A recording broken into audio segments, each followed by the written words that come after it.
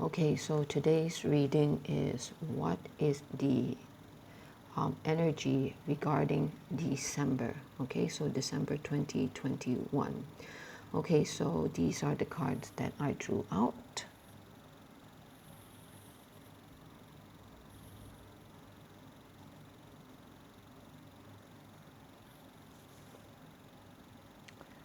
Okay, so let's get started. So once again, this is storytelling. Okay, so even though it is for the month of December, um, the thing about time is that it is fluid, so time can move. So to me, the more important thing is not so much time, but the markers in the evolution.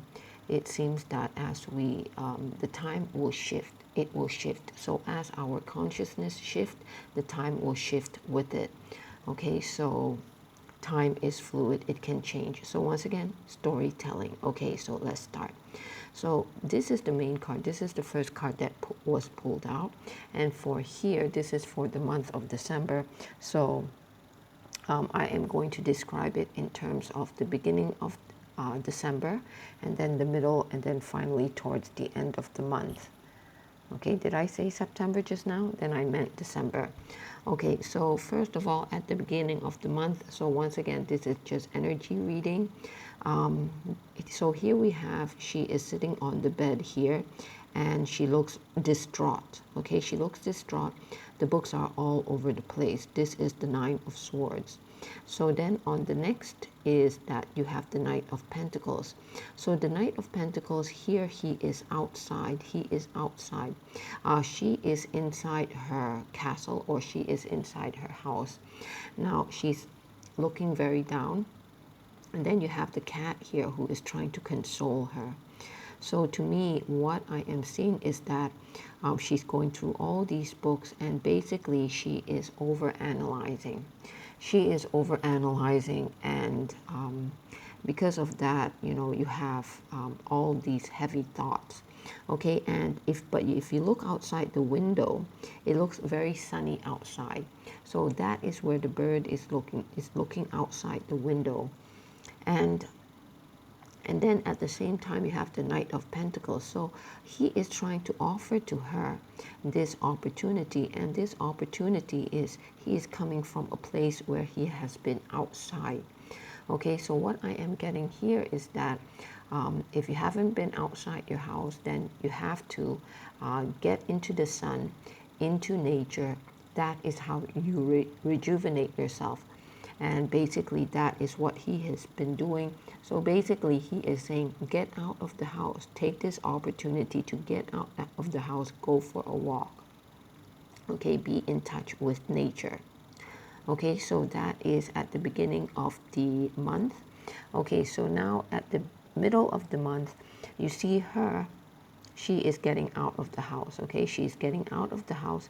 She is carrying, this is the Six of Swords. Okay, so previously she has Nine of Swords, and she finds that all she needs is the Six of Swords. Now, what does this mean? She is moving away from her enclosed enclosure. Okay, so she is at this stage, she is breaking free. Okay, so but what is the thing that caused her to break free? So first of all, the first stage here is he is offering this pentacle here, and it seems that she takes it up. Okay, otherwise she wouldn't come to this stage. Okay, so there is this outside help, or it is where she thinks about it, and perhaps the bird tells her, look at what's happening to people who are venturing outside. Okay, so apparently she takes this. And this, so because of that, we end up with this stage here. So the thing is here, on the left here, you have the Death card, which is a transformation card. So this is what I'm getting. People are no longer confined to their, homes. They are, here it looks like they are breaking free. Okay, they are breaking free, and they're just carrying six swords with them. So Six of Swords, it represents a transition where you are moving from rough waters to calm waters. So in this case, what is happening is that she is probably moving with other people towards a place where it gives her calmness, okay? And what gives her calmness is kind of like the outdoor. She is getting more in touch with the outdoor, okay? So and you have the death card here, which is a transformation card. So what's happening is that you have this person coming in, and he is going to cut the string, cut the rope, okay? Once he cuts the rope, then she is free, okay? So right now he is in the middle of cutting the rope. Now the thing is, see the way he wears, okay? He has on a white mask and a black robe. What this means is that he is coming in and he is just cutting the rope, and he is coming in a way that he is not detected. So he is coming in kind of like in the middle of the darkness or in the middle of the night, and he is sneaking in to cut the rope. And then once the rope is cut, then it's like this card, Six of Swords, shows a transition from rough waters to calm waters. But however, with this card, it shows that she is also sneaking away. So it's like two things which is happening here. Somebody is coming in to help her. They are coming in wearing a black robe, so they are less detected, okay? And the thing is, around him, there is this aura. There is this aura, okay? So this aura that he carries around with him is also allows her to be free from this bondage, okay? In other words, this part where she is being free from this bondage, it is due to his doing, okay? And he comes in, whenever he comes in, he exudes this kind of aura, and this aura continues, okay, continues in this kind of situation where they are kind of like making their escape, okay? So what I am getting here is that because of all these lockdowns and requirements and all that, people are they are kind of like finally getting it, okay? They're finally getting it, and they are making their escape. Now this is not physical escape, but this is kind of like in terms of the mind. The mind is now less bonded, okay?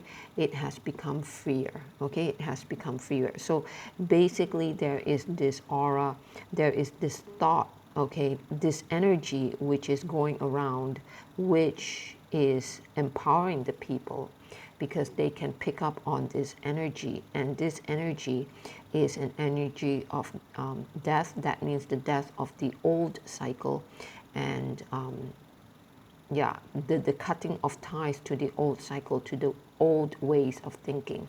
People are beginning to get it already. People are beginning to get it already. So he is going to cut the cord, okay? He's going to cut the cord. The moment he does that, then we go on to this stage where you become free. Okay, so here she is free, she's holding up the sword. Now if you look into the cloud, this is what is kind of like the 100th monkey effect, okay, the 100th monkey effect. But however, the way this card shows is a bit different. So here she is, she has made her escape, okay, and she is free now, okay. So now if you look at it, what happened is that she thrusts her sword into the air, and the moment she does that, there is kind of like an electrifying kind of effect, and this electrifying kind of effect, it releases these birds. To me, the birds, so if you can see the tails of the birds, okay, is like it's coming out from this electricity, okay, so, or this energy, this electrifying energy. So what I'm getting here is that the moment she thrusts her sword into the air, it electrifies the energy or the air, and it releases these birds. Okay, now these birds, to me, birds always means information. So this is what I mean by the 100th monkey effect, whereby once one person gets it, and then these birds are released to the people everywhere else. So birds is all about information. People are going to catch on. They are going to catch on. What are they catching on? They are catching on to the fact that they can be free from this bondage, okay? And that they will be making an escape, okay, from this bondage. And finally, by the end of December, people are free, or there is this electrifying energy which people are catching on. Now, the thing is, who is holding her bondage? There is somebody who is holding her bondage, and basically it is her. So to me, this person represents the authorities. Okay. Now, in order for her to break free from the bondage, to me, the bondage is basically all in. To me, it's kind of like a psychological warfare. Okay, psychological warfare. So here is a really heavy kind of thinking. So that is how they hold us bonded in bondage, is through our fears, through our negative thoughts. Okay, so these are the negative thoughts here. So in this card, what it shows is that she is just taking whatever thoughts that she needs, okay, and basically she is ditching all these, at least 3 of them, so she ends up with 6. So I suppose 3 of them is not much use to her, but she still needs the 6, okay. So eventually she settles for one sword, and that sword happens to be a very powerful one. Okay, now the thing is, when she was in her room, there is somebody who is holding her in bondage. So once again, I'm talking about psychological warfare here. And that is what they feed on: the fear, the negative emotions, the depression. Okay, so we have to break out from this thing here. So eventually we do. So once again, who is the one who is keeping her in bondage? So it is her. Okay, it is her. So she is the one who is keeping us in bondage. And guess what? She is being distracted. So because there is this person here, and this person, she is confusing her. She is at the same time, what's happening with this card is that here he is, 7 of Cups. It talks about confusion, a lot of distracting the thoughts, and basically the distraction is aimed at her. She is the one who has been holding her in hostage. Okay, so the thing is, they are distracting the authorities. So the authorities, they have a lot of things to think about. There is a lot of things that they need to handle, and so they are being distracted, and it allows her to fully escape. Okay, to fully escape.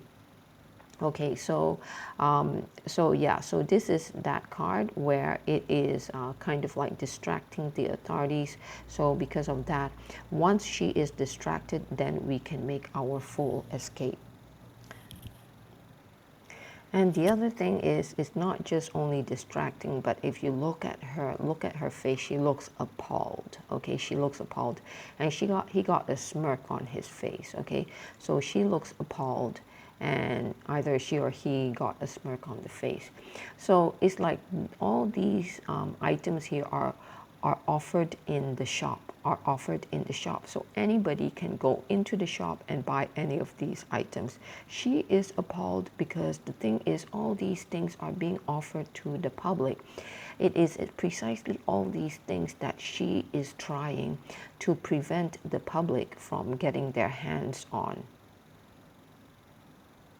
Okay, so yeah, so she is appalled as to what is being offered to the public, and at the same time, she is distracted so that the public finally gets to be freed, and she is just appalled at what is being offered to the public. So these things, it is also offered to the public.